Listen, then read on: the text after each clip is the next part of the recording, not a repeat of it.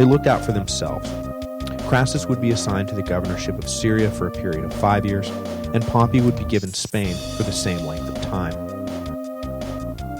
The two men saw their eventual proconsulships from entirely different perspectives. Pompey, for his part, made sure that he would be allowed to rule his province without actually having to go there. He was getting up there in years and had already fought his way to the ends of the known world and come home triumphant. He was fast losing interest in the world of war and politics. All he wanted to do now was retire in Rome with his young bride Julia.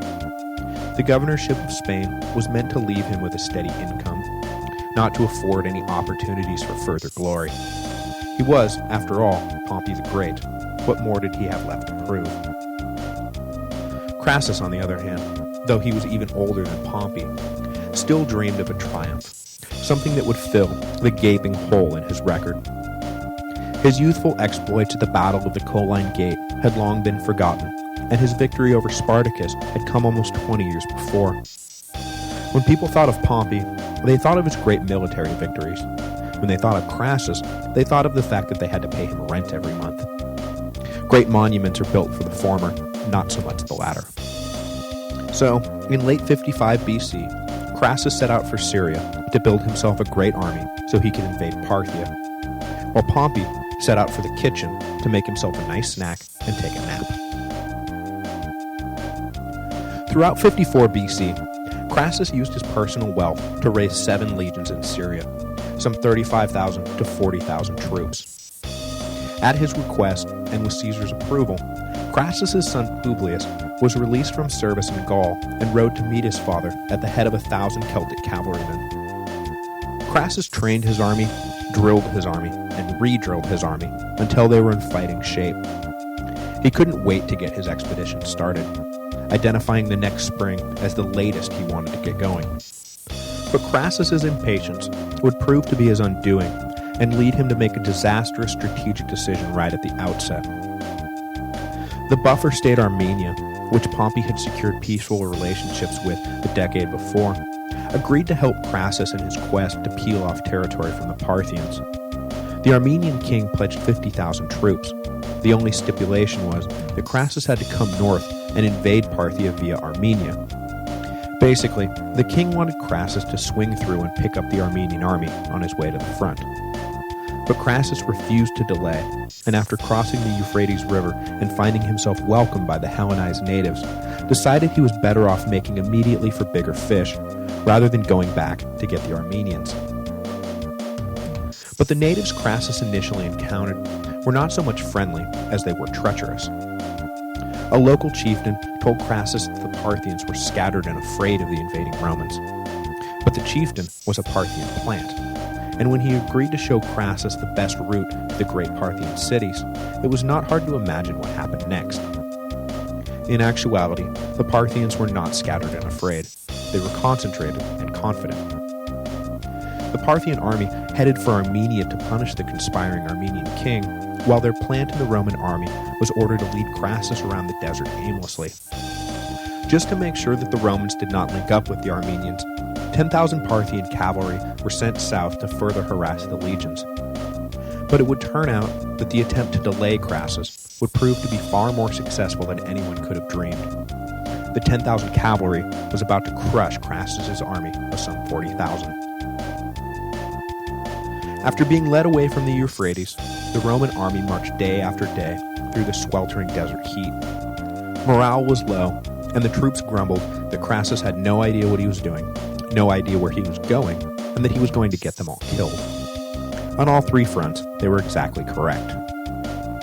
At Carrhae, near the modern border of Syria and Turkey, the Parthian cavalry appeared on the horizon. Ignoring advice from his officers, Crassus ordered his exhausted troops to form into a giant square, with cavalry protecting each wing. At first, the Romans, despite their misgivings about Crassus, were fairly confident. It was, after all, only 10,000 Parthians. But of those, 9,000 were highly mobile and highly accurate archers, while the other 1,000 were heavily armored troops called cataphracts. The Parthian light cavalry opened up the attack. They would charge the Romans at full speed, firing arrows the whole time, Then, as soon as they got near the line, they would wheel around and speed off, continuing to fire arrows over their shoulder as they went. And this last maneuver was called a Parthian shot, or, as we know it today, a parting shot. It had the effect of never letting up on the constant barrage of arrows. Crassus kept his men in formation, shields facing all directions, and the arrows mostly bounced off harmlessly. But as I'm sure you can imagine, the constant attack took its toll mentally. Crassus's brilliant strategy was to simply outlast the arrow supply of the Parthians and hope they would leave the Romans alone after that. At one point, however, afraid that he would be surrounded, Crassus ordered his son to lead out the Celtic cavalry to drive off an encircling force. The superior Parthian cavalry, however, led Publius and his men far away from the main Roman force, then suddenly wheeled around and attacked. Helpless, Crassus watched as his cavalry and his son were slaughtered. Despondent, he fumbled around trying to decide what to do next, eventually coming to the conclusion that he needed to march forward and attack. But before he could make any positive move, the armored cataphracts attacked. The exhausted and heat-stroked Roman front line was smashed, and the whole army was split in two. Crassus was forced to order a retreat. 10,000 of his men were cut off from the rest of the army and cut down. The Romans withdrew, but were led astray again and again by supposedly friendly locals. Finally, the Parthian commander sent word that he would talk terms with Crassus. The Roman soldiers basically told their general to go talk, or they would kill him where he stood. Crassus, completely deflated, agreed. He entered the Parthian camp to discuss peace, but whether by design or accident, a fight broke out, and in the melee, Crassus was killed. Legend has it that the Parthians, well aware that they were dealing with Rome's richest and greediest leader, poured molten gold down his throat and kept the skull as a trophy. The legions, meanwhile, discovered that they had been led into a swamp, and, getting word that their leader had been murdered, tried to escape, but the flight was a disaster. Between the battle at Carrhae and the retreats, Rome lost some 20,000 troops, with another 10,000 taken prisoner. Of the 40,000 who had marched out just weeks before, only 10,000 limped back to Syria under the command of Gaius Cassius. Yeah, that Cassius. It was the worst Roman defeat since the disaster at Cannae during the Second Punic War. And more embarrassing than the loss itself was the capture of numerous legionary eagle standards. It was a source of almost immeasurable shame for the legionary symbols to fall into the hands of the enemy. Caesar Augustus spent a great deal of diplomatic time and energy trying to recover the captured eagles from the Parthians, and when he finally got them back, the reaction in Rome was the same as if he had actually won a great battle. The defeat at Carrhae also firmly solidified in the minds of most Romans that it was folly to try and expand further east. Many had opposed Crassus's mission to begin with, and took the loss as proof that Rome ought to stick near the Mediterranean. Mark Antony's later disastrous misadventures in the region would further drive home the point that sound policy was living in peaceful coexistence with whatever empire controlled the mountains and deserts of the east. It was not until the Emperor Trajan, some 150 years later, that Rome would again risk war in the east. And even then, Trajan's successor Hadrian basically abandoned all the territory Trajan had won, deeming it far too expensive to try and hold. Rome was, and would remain, a Mediterranean empire. I will also mention in passing that to the Romans at the time, the doomed campaign in the east was defined not by the death of Marcus Crassus, but by the death of his son Publius. The young man, too young to even begin his path on the cursus honorum, had already proved himself to be a great leader while serving in the Gallic Wars, and many Romans felt that the early death of this popular and charismatic leader was one of the great tragedies of the day. It is intriguing to wonder what role a formidable Publius Crassus would have played in the coming civil wars. But for Caesar, the death of Marcus was still by far the greater tragedy. It had the effect of officially ending the First Triumvirate. With Julia's death in 54 BC, the ties that bound Caesar and Pompey were already strained. Crassus's death officially ended the partnership. Caesar, as I mentioned before, attempted to salvage the relationship by offering Pompey his niece Octavia, but Pompey decided to marry Publius Crassus's young widow, who just so happened to be the daughter of one of Caesar's greatest enemies, Quintus Metellus Scipio. Yes, the triumvirate was broken. Beyond this breach, Rome in general began to turn on Caesar. In December of 53 BC, a chance passing in the streets of Clodius and Milo led to a fight breaking out among their entourages. In the scuffle, Clodius was killed. This not only deprived Caesar of a key ally in the city, but it also sparked a wave of riots.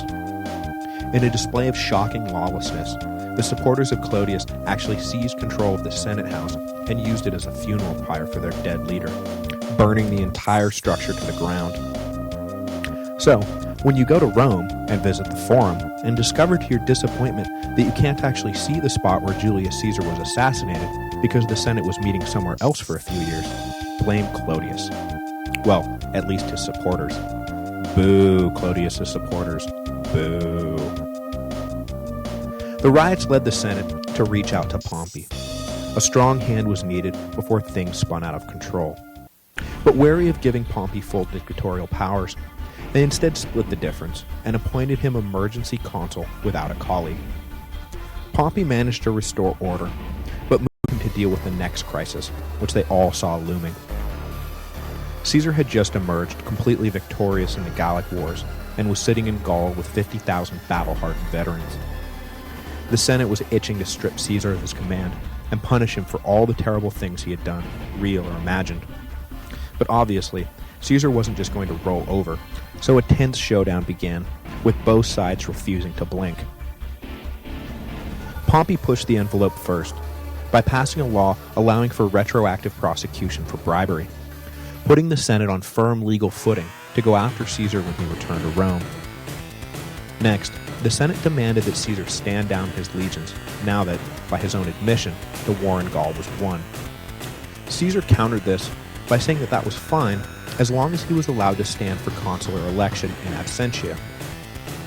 Pompey responded by answering that no, he would not be granted any such concession, and further, he would not be allowed to stand for election at all unless his army was disbanded.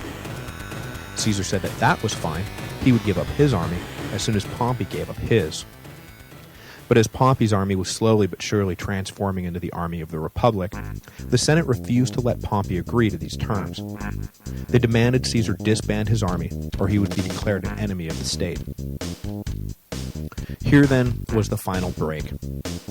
Despite the best efforts of Cicero and the other moderates, the two sides had dug themselves in too deep.